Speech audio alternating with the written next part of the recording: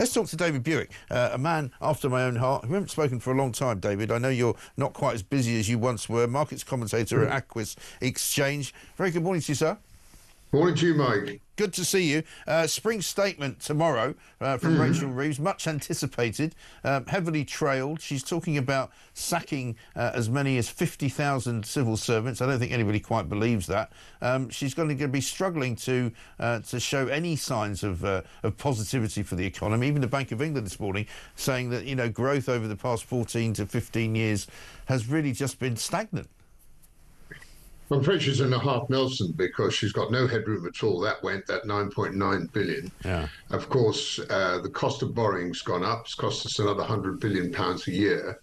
And she's very much between a rock and a hard place.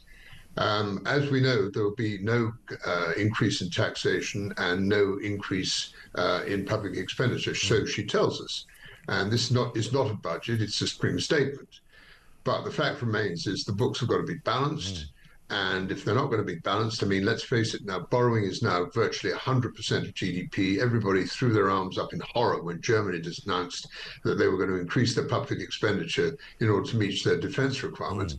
Germany is 60% of GDP. So, you know, it's like comparing apples with pears. It makes a huge, huge difference. She's also, of course, as you so rightly pointed out, Mike, in a bit of a bind because of what Andrew Bailey said yesterday, that he is concerned about the UK economy. The Bank of England last week failed to cut interest rates because inflation, I think you'll find out tomorrow, has gone up from 2.5% to 3%. Yeah. And obviously with these tariffs and other things, it's likely to go up even more.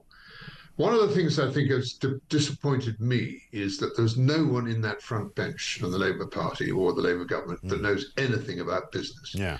And we got off onto a terrible, terrible start in October of last year with the Chancellor and the Prime Minister slugging the country off. And what they just don't understand, Labour, that sentiment plays such a massive role. And if you discourage people by not giving them the incentive to invest in this country, they'll run to the hills, and they did. And as a result of which, of course, we got a mini crisis on our hands. The cost of borrowing went up. Everybody was absolutely terrified. But the one thing that keeps this country going is small businesses. It's not these huge outfits. And the one thing I'd like to see, and I don't think I'm going to see from the Chancellor when she gets to her feet tomorrow, is to encourage small businesses. In other words, to give them tax relief, capital gains tax for small companies, which is absolutely essential. And if you're one of the major financial centers of the world, and we are supposedly still, to still be the only center that charges the kind of taxation that we simply don't like, which is stamp duty, is utterly ludicrous. Yes, and they've made stamp duty even more of a burden for first-time buyers as well now, haven't they? And that's the other problem, that, you know, they don't seem to do anything right for small business at all. And we haven't even seen the effects fully of the national insurance hike, the rise in the minimum wage, which is going to affect so many, particularly small businesses that run hospitality, who need, you know, every single penny they can get because they've been squeezed and squeezed and squeezed and squeezed. I just wonder, once April comes in, how much further the economy can tank. Well, it's the areas that you mentioned, of course. Retail is going to be very badly hit. I mean, it's going to cost, we think Tesco and Marks and Spencer's probably $2 billion a year to the question of their costs over a period of time. And this means that, you know, people are going to be extremely reluctant to hire people. I mean, Dame Jackie Smith was on her feet yesterday together with Rachel Reeves to suggest that they were going to be able to employ 60,000 brickies and sparks during the course of the next 5 years. Yeah. I wish them well, because I don't know where they're coming from. Well, I don't know where they're coming from, but also people who know the business of electricians and bricklayers and builders of all kinds tell me that the amount of money that they're putting out there, supposedly to train people, is nowhere near enough anyway. Well, I know. I mean, they started talking about a decent salary being £30,000 a year. Well, anywhere north of Watford, that may well be the case. But down here in the south of England, where the population is very heavily centred, £30,000 a year, I'm afraid, is not a living wage for people who aspire to own houses.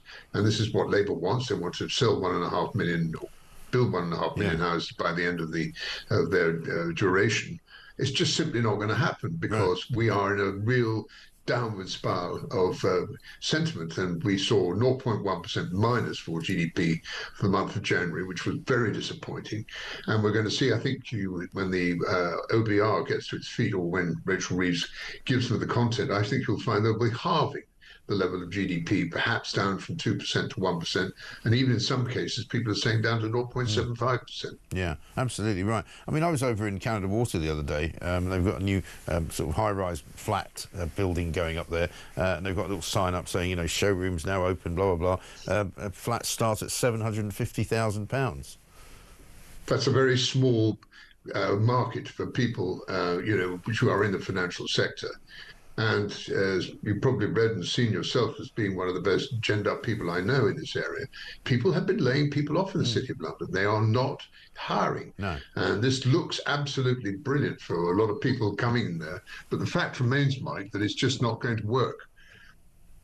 No, it really isn't, because there isn't the money, there isn't the liquidity, there isn't the will either to invest, is there? I mean, we keep seeing, I think Santander was the last one to talk about closing down more high street branches. The high street is now becoming a less sort of welcoming place to small business because of the business rates that they get charged. And one of the things, the knock-on effects that people don't see, which we talk about quite a lot on this show, is that young people who are being encouraged to get out and work and not wanting to go on benefits, there's nowhere for them to get a job, because, you know, the old jobs that you and I did, you know, paper rounds or, you know, working in a corner shop under the age of 16, they're not there anymore.